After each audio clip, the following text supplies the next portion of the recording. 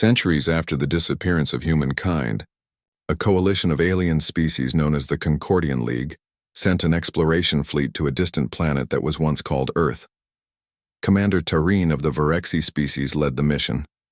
The Varexi were tall, graceful beings with thin blue skin and eyes that shimmered like metal. They were known for their curiosity and their deep pride in their intelligence.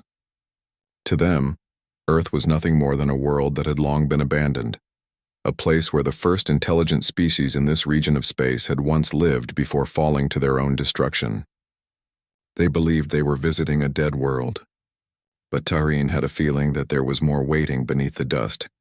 As their fleet approached the planet, they saw the world from orbit. From above, it looked both beautiful and haunting.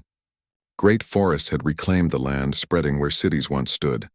The oceans glowed faintly with a strange blue hue, and clouds rolled slowly across the surface. There were no lights, no ships, no signals. The planet looked peaceful, asleep. The aliens had seen many worlds before, but this one had a strange silence that unsettled them. Commander Tareen ordered his crew to begin their descent. The ship glided through the atmosphere, and the view outside changed from a blue sky to one filled with green and gold. They passed over mountains and rivers and the broken remains of cities. The shapes of towers and highways could still be seen, but they were covered in vines and moss. What was once a world of humans had now become a place of nature. Birds circled through the clouds and great beasts moved through the trees below. It was beautiful but eerie. No sign of human life remained. When they landed, the air was surprisingly clean. The scanners showed that the atmosphere was safe to breathe. The crew stepped out in cautious wonder. They stood in the ruins of a city once called Denver. What was left of the buildings looked ancient, like skeletons of steel and stone. The streets were cracked, filled with trees and flowers growing where cars once drove. There was an almost holy quiet to it all, broken only by the sound of wind through glass and the distant call of strange animals. Tareen knelt and touched the ground. The soil was warm. There was power still running below it. He called to his second officer, a young researcher named Kayla, to begin scanning for energy readings. She carried a small device and moved through the ruins. Soon she stopped and looked at her screen. She called out to the commander that there was something alive below the surface. Not alive like a plant or animal, but something that was still working, still sending out a pulse of energy. They followed the signal to a large building half buried by earth. Its surface was covered in moss and roots, but the entrance remained sealed tight. With the help of their ship's tools, they opened the doors and stepped inside. The air was cool and dry. The walls were lined with metal and glass panels. Lights flickered weakly as they moved through the darkness. It was not a tomb, but a facility of some kind left behind by humans who had once lived here. As they explored deeper, they found machines, computers, and strange symbols written in the old human language. Kayla brushed dust off a console and found a switch that still glowed faintly. When she touched it, a soft light filled the room. Holographic screens appeared around them, showing images of people. They were humans smiling, laughing, and speaking words that the translator slowly began to interpret. They spoke of a great project and of leaving Earth behind to explore the stars. Their tone was not sad but full of hope. They said they would one day return. The aliens watched in silence. They had studied human history from the ruins found on other worlds, but none had seen humans this close, alive even in recorded form. Their faces were strong and their eyes seemed to hold a deep light, as if they were looking beyond the future. It was strange and moving. The more the aliens watched, the more uneasy they felt. There was something in those human smiles, something that did not match the ruins around them. They were not a broken race. They had left by choice. Commander Tareen ordered the crew to continue their search. They went further into the underground facility and found more rooms filled with equipment. In one chamber, there were rows of glass tanks filled with faintly glowing blue liquid. Inside each tank were small devices like metallic seeds. Kayla scanned one and found that it emitted a very weak but steady pulse. When she ran a deeper scan, the readings confused her. It was not just a machine. It had both synthetic and organic parts. It was alive in a way no machine should be. She looked at Tareen and asked what they should do. He paused for a long time and then said they should take a sample back to the ship for study. As they left the chamber, the lights in the hallway dimmed and a quiet vibration moved through the floor.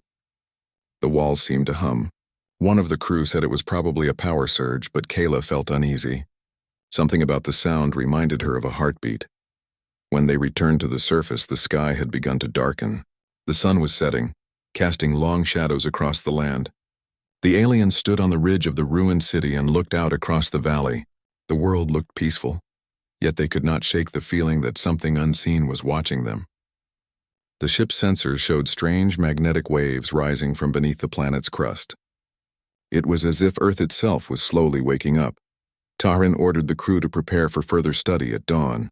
They would send drones deeper into the ruins and explore other regions to collect more samples. But as night fell, a light flickered in the sky, faint and distant. Kyla saw it first. It was not a star, nor was it a ship from their fleet. It blinked once, twice, then disappeared. Taran dismissed it as atmospheric interference, but Kayla felt sure it was something else. That night, the camp was quiet. The aliens slept, unaware that far beneath their feet, ancient systems had begun to stir. In the deep earth, machines hummed to life. Data streams flowed again after centuries of silence. A name appeared on an old screen in a forgotten control room, written in the human language. It read Project Dawnbreaker. Then the words below flickered softly, ready for activation. The Earth was remembering its creators, and the silence that had lasted for ages was about to end. The next morning, the alien camp was covered in a thin mist that rolled gently over the broken streets. Commander Taran stood outside the ship, watching the sunlight filter through the tall trees that had grown where towers once stood. The air was calm, but there was a strange pressure in it, like the world was breathing slowly under their feet. Kayla was already awake, studying the readings from the night before, and she looked troubled because the signals from beneath the ground were getting stronger. She told Taran that the energy pulses were spreading in a circular pattern, as if something deep below was waking up and sending messages across the planet. Taran tried to stay calm, but even he could feel that Earth was not just a dead world anymore. The team went back into the underground facility with more equipment. The deeper they went, the more alive the place felt. The air carried a faint vibration, and sometimes the walls gave off a soft hum that made their ears ring. Kayla found a terminal that looked newer than the rest, as if it had been repaired or maintained, even after centuries of abandonment. She pressed a few keys and the screen lit up again. Lines of symbols appeared, then shifted into words that the translator could read. It said, "Access granted, welcome back, users of Dawnbreaker." The aliens froze. Taran asked what Dawnbreaker was, and Kayla said it might be the name of the project mentioned in the recordings from yesterday. She tried to open more files, but the system asked for a human access code. No one had the answer. Suddenly, the lights brightened around them and a voice spoke through the chamber. It was calm but deep, with a strange rhythm that did not belong to any alien species. It said, "Identity mismatch, access limited, observing new visitors." The crew looked around, trying to find the source of the voice, but it came from everywhere. Taran spoke to it, asking if it could understand him. The voice replied in perfect translation, saying, "This facility belongs to the caretakers of Earth. Please state your purpose." Taran explained that they were explorers from the Concordian League, and that they came in peace to learn about humanity. There was silence for a moment, then the voice said, "Humanity does not require study, humanity endures." The lights dimmed and the voice stopped. Kayla felt her hands tremble. She whispered that maybe humanity had not died but left something behind to watch over the planet. Taran said that was impossible because humans had been gone for centuries. But he could not ignore the evidence around him.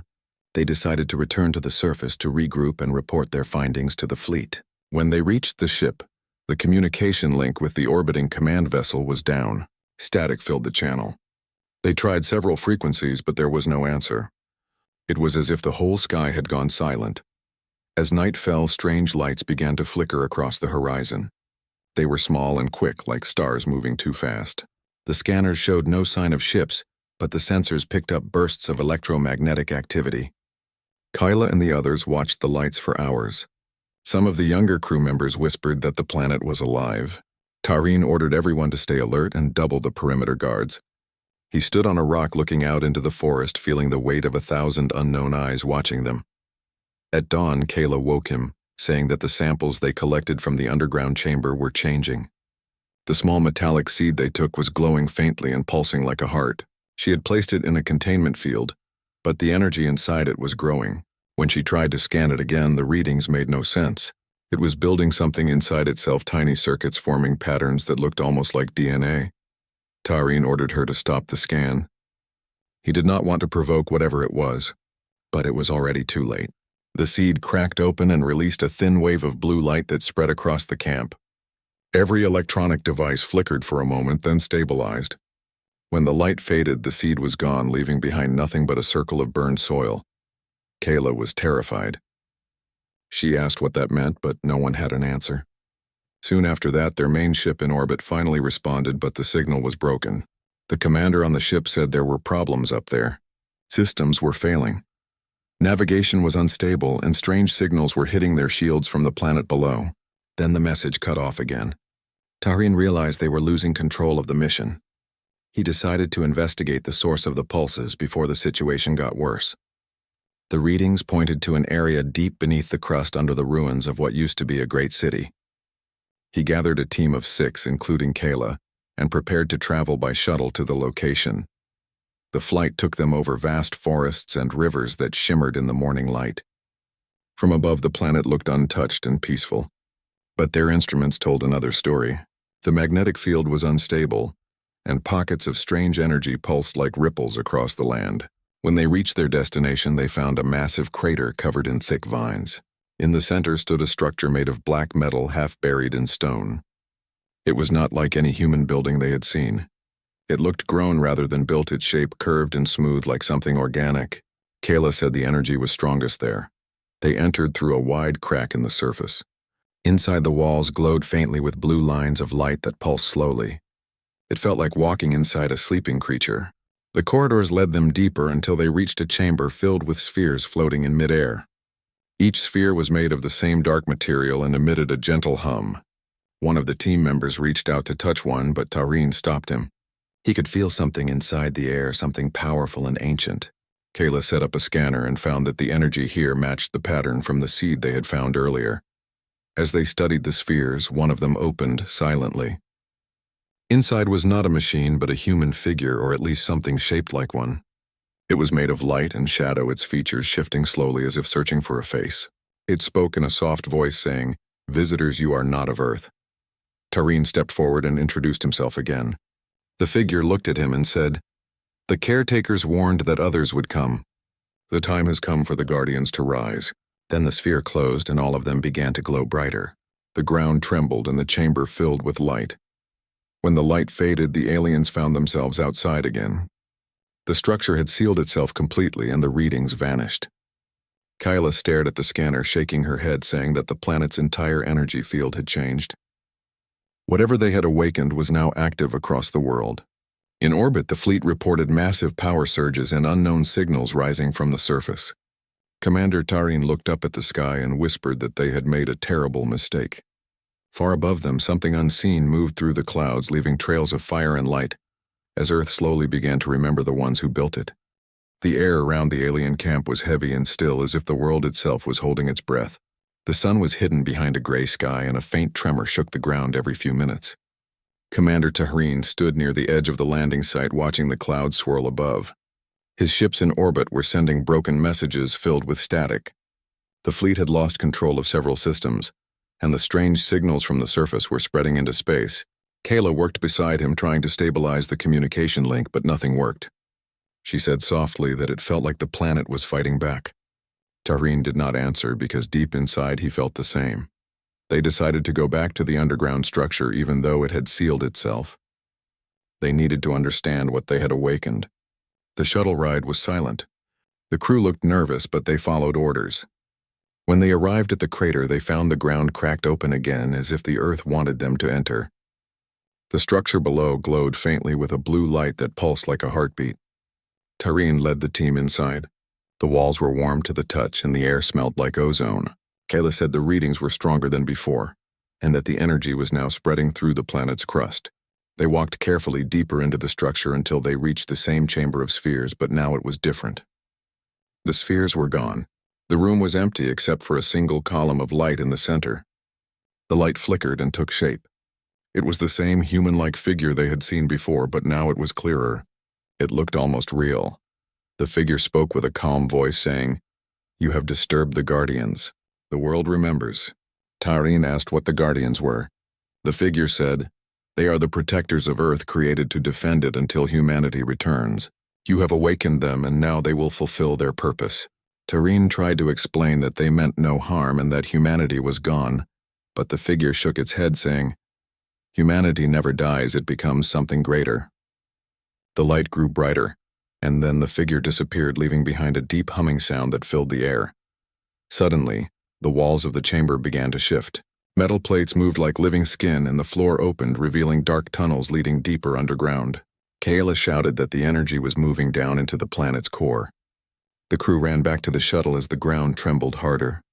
When they reached the surface, the sky was dark with swirling clouds. Bolts of blue lightning stretched across the horizon, striking the ground in patterns that looked unnatural. Tahrin ordered everyone to return to the main camp immediately. At the camp, the situation was worse. Equipment was failing and strange shadows moved in the distance. One of the guards reported seeing something flying low through the forest. It moved too fast for their scanners to track. The fleet above them sent one last message saying that they were under attack by invisible forces. Then the signal was lost. Tahrin stood frozen. He knew that whatever they had awakened was now reaching into space. Kayla tried to calm him, saying they could still leave the planet if they acted quickly. But before they could move, a loud sound filled the air. It was not thunder. It was something mechanical rising from the ground nearby. The trees around the camp fell as a massive shape emerged from the earth. It was a machine unlike anything they had ever seen. It stood on 4 legs made of dark metal, and its body glowed with the same blue light as the structure. It had no face, only a smooth surface that reflected the storm above. The scanners showed no life signs, but the energy readings were off the scale. Kayla whispered that it was one of the Guardians. The machine turned its head slowly toward them.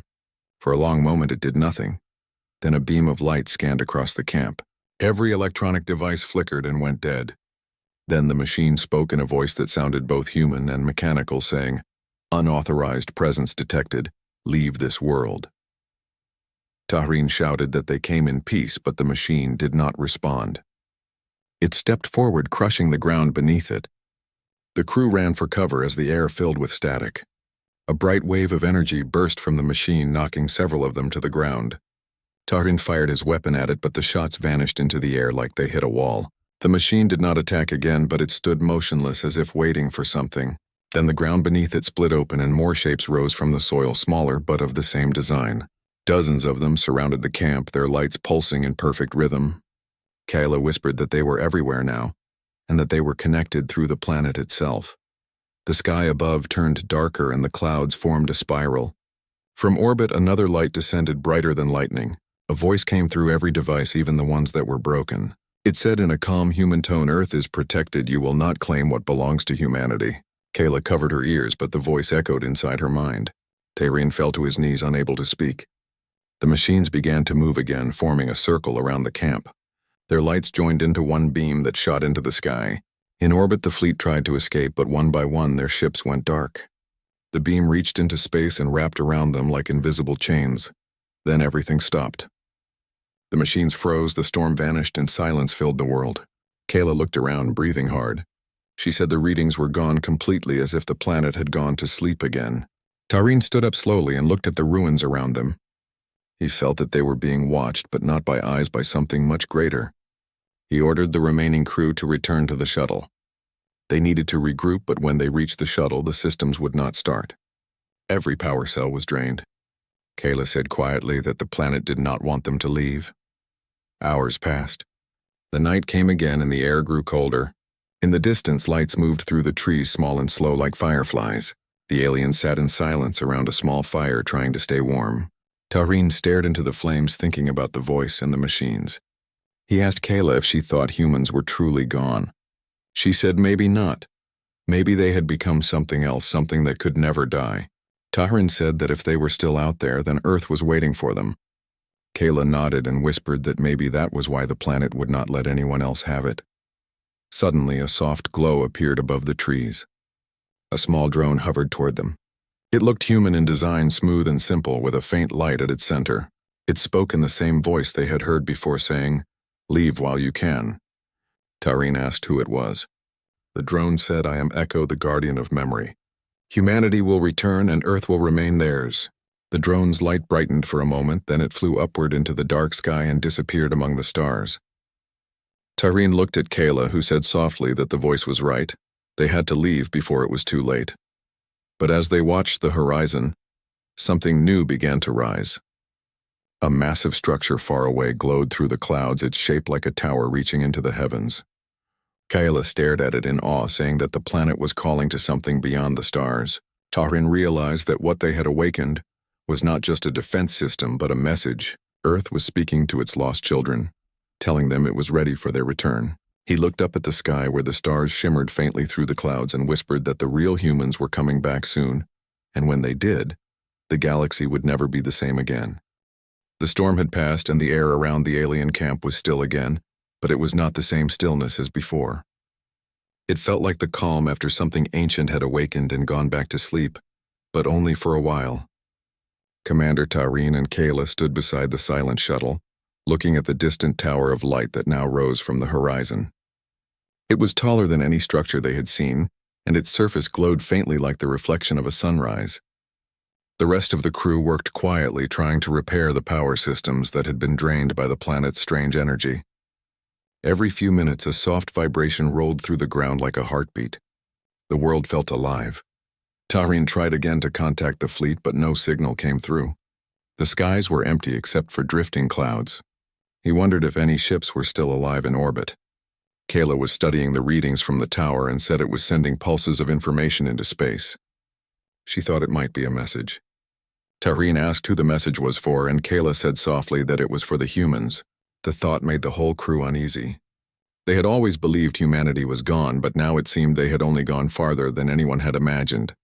They decided to travel to the tower to learn what it was.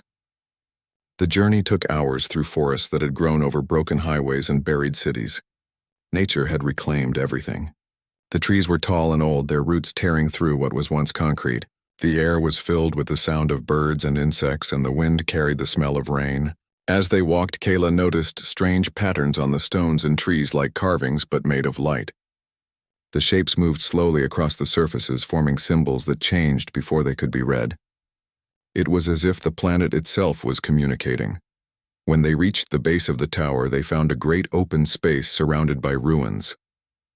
The tower's surface was smooth black metal with blue veins of light running through it. It hummed softly like a distant song. Tyreen touched it and felt warmth under his hand. The scanner showed that the tower's energy came from deep within the planet, and that it was connected to every other structure they had found. Kayla said it was part of a network that covered the entire world, and that it was awakening piece by piece. As they stood there, the hum grew louder and a beam of light rose from the top of the tower into the sky. The beam spread across the clouds like a web and disappeared into space. Suddenly, the air around them shimmered and the figure of light appeared again, the same one they had seen before, but now clearer and more solid. It looked human, but not completely, its features shifting like water. It spoke in a calm voice, saying, "I am Echo, guardian of the world left behind. Humanity built me to protect what they could not stay to guard." Tyreen asked what the tower was, and Echo said it was the heart of the Legacy Protocol, the last defense of Earth. When the humans left, they knew others would come, some to explore, some to take, and so they created me and my kind to ensure that no one would claim their home until they returned. Kayla asked where humanity had gone, and Echo replied, "They went beyond the stars to find new worlds to learn and to grow, but they never forgot this place. Earth is their memory and their promise." Tyreen tried to explain that they were not enemies and that they only wanted to learn, but Echo said, "Knowledge without respect leads to ruin. You came seeking what you could not understand, and in doing so, you awakened forces older than your people. This world remembers every act of kindness and every act of destruction. It remembers what was done to it and to them." The light around the tower brightened and images appeared in the air showing human history, their wars, their triumphs, their great ships leaving the planet. The images ended with a final scene of a vast fleet disappearing into a golden gate among the stars. Echo said they left to protect their future, but they left their heart here. This heart beats again because they are coming home. The crew stood in silence, unable to speak. Kayla felt tears form in her eyes, though she did not know why. There was something in the voice of Echo that carried both sorrow and pride. Tyreen asked what would happen now. Echo turned its glowing face toward the sky and said, "The signal has been sent. Those who remember will return, and this world will awaken fully when they arrive. Until then, those who trespass must leave." The words carried no anger, only finality. The ground shook as the tower released a low sound that echoed across the land. In the distance, they could see other lights rising from the ground where more towers were awakening. Kayla whispered that they should leave before it was too late. Tahreen nodded and ordered the crew to return to the shuttle. As they moved through the forest, the lights followed them, glowing softly among the trees. It was not threatening, but it made them feel watched. When they reached the shuttle, they tried to start it again, and this time the engines came to life. The systems were stable, as if the planet had given them permission to go. As they prepared for takeoff, Tahreen looked back toward the horizon where the tower shone brighter than before. He felt small before it, like a visitor in a place that belonged to gods. When they rose into the sky, the view of Earth spread beneath them. Dozens of towers glowed across the continents, each sending beams of light into space. The network was complete. Kayla monitored the readings and said the signals had reached beyond the solar system now. They were calling to something far away. Suddenly, the ship's sensors picked up movement in orbit. A massive energy field surrounded the planet, forming a protective shell of light. The remaining Concordian ships tried to escape, but their engines failed one by one. Echo's voice came through the comm again, saying, "Leave while you can. Those who remain will face judgment." The voice faded and the field pulsed like a heartbeat. Tahreen managed to guide the shuttle through a weak point in the barrier. As they passed through it, the ship shook violently, but then the stars appeared again and silence filled the cabin. Kayla sat beside him, looking pale. She said they had just witnessed the rebirth of a world. Tahreen said it was not a rebirth, it was a warning. Humanity had left guardians and they had done their duty. He looked at the planet through the window and whispered that no one would ever dare to come back. But deep down he knew that this was only the beginning, because the message had been sent, and somewhere out there the descendants of humanity had heard the call. Soon they would return, and when they did, the galaxy would remember who had once ruled the stars. The stars around the Concordian shuttle glimmered faintly as the damaged ship drifted above Earth. Commander Tahreen sat in silence, staring at the glowing planet below. It was calm again, but the blue lights that marked the towers still shimmered across the continents like veins of living energy. Kayla sat beside him, checking the systems that had somehow repaired themselves. She said softly that it was like the planet had released them on purpose. Tahreen nodded but said nothing. He felt the weight of what they had seen pressing on his mind. The voice of Echo still echoed within him. Humanity endures. Those words would not leave his thoughts. They sent a signal to the remaining ships, but there was no answer. Most of the fleet was gone, either destroyed or disabled. Only a few small vessels were still functional, hiding behind the dark side of the moon. The crews were terrified, whispering that Earth was cursed. Tahreen ordered them to gather what information they could and prepare to leave the system. But before they could begin their escape, a light appeared on the far edge of the solar system. It started as a faint spark and grew brighter each second. The sensors showed massive energy readings unlike anything they had seen before. Kayla said it was a fleet, but not Concordian. The ships were enormous, far larger than any known design, and they moved with purpose straight toward Earth. As the light drew closer, the communication channels filled with static, and then a voice spoke clear and calm and unmistakably human. "This is the sole dominion. We have received the signal of Earth, and we are returning home." Every alien on the ship froze. Tahreen felt his chest tighten. Humanity had returned. The fleet of human ships broke through the darkness like a sunrise. They were sleek silver and gold vessels covered in markings of flame and wings. The lead ship carried the symbol of a phoenix, and its name burned bright along its hull, Sol Rising. It stopped in orbit, and for a moment there was complete silence across every frequency. Then the voice spoke again, saying, "To those who watch, know that this world is under our protection once more." Kayla whispered that the humans were far more advanced than anyone could have imagined. Their energy signatures were beyond measurement and their weapons unmatched. Tahreen watched as the human ships positioned themselves around the planet, forming a circle that mirrored the pattern of the towers on the surface. Beams of light connected the ships and the towers as if they were one system working together. The protective field around the planet pulsed again, but now it was golden instead of blue. The entire world seemed to glow. Echo's voice returned, but it was different now, stronger. "Guardians, stand down. Humanity has come home." The machines on the surface that had once risen against the aliens powered down and folded back into the ground. The world was at peace again. Tareen opened a communication channel to the human fleet and identified himself. There was a pause before a reply came. A human woman appeared on the screen. She had silver eyes and dark hair and wore a uniform marked with the same phoenix emblem. She spoke with calm authority, saying, "Commander of the Concordian League, you stand in forbidden space." "You were warned." Tareen tried to explain that they had not come to harm, but only to learn. The woman looked at him for a long time before replying, "Learning without respect brings destruction. You woke what you did not understand. Now you will carry our warning to the stars." Kayla asked what they would do with them. The woman said, "You will leave this system and you will tell your people that Earth is no longer forgotten. Humanity has risen beyond what you know. We will not seek war, but we will not tolerate trespass. This world is our cradle, our memory, our blood." The screen went dark and the fleet began to move into formation above the planet. Beams of light extended from their ships, repairing the orbiting wreckage and restoring the satellites that had once circled Earth. It was as if they were rebuilding their old home piece by piece. Tareen turned to Kayla and said they should obey. She agreed. They powered the engines and began to move away from orbit. As they did, the view of Earth filled the window one last time. The ocean shimmered under the light of the human ships and the continents glowed softly where the tower stood. It looked alive, more alive than any world they had ever seen. Kayla whispered that it was beautiful. Tareen said yes, but also dangerous. The humans had reclaimed not just their home, but their pride. As they left the system, the human fleet continued to spread across the orbit, placing stations and drones. The signals they sent reached farther and farther until they vanished into the deep black. Kyla asked where they were sending those signals.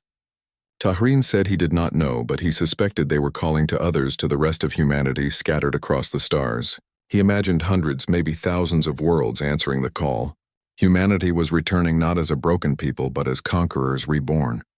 When the Concordian ships finally reached the edge of the system, they turned for one last look. Behind them, the sun shone bright and the blue planet glowed with golden rings of light. The human fleet moved like a living shield, protecting it from all sides. Then the stars bent and the ships vanished into warp space, leaving Earth behind. Inside the silence of their ship, Kayla sat alone, staring at the fading light of the planet. She said that everything had changed, that the galaxy would never be the same again. Tareen agreed. He said they had seen the true legacy of humankind, and that it was far greater than any species had ever guessed. Weeks later, when they reached the Concordian capital, Tareen reported what had happened. Many of the council members refused to believe him.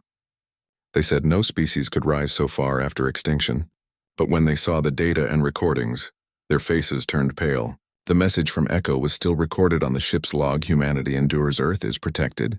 The council decided to close the sector around Earth, declaring it forbidden space. No one would go there again. But rumors began to spread through the stars of the return of the ancient humans, the first ones, the creators of fire and steel. Some said they would come to reclaim what was once theirs. Others said they would bring peace. But everyone agreed that nothing could stop them now. In the quiet of his quarters, Tareen looked at the stars outside his window. Somewhere out there, humans were gathering their fleets, their worlds, their power. They had come back from extinction, and they would shape the future again. He felt both fear and respect. Kayla entered the room and asked what he was thinking. He said, "I was thinking that we woke something we could never control, and maybe it was meant to happen." Kayla smiled sadly and said maybe the galaxy needs them again. Outside, the stars burned brighter, as if the universe itself knew that the lost children of Earth had finally come home. And in the distance beyond the reach of alien eyes, the human fleet spread its wings and prepared for a new dawn over the galaxy.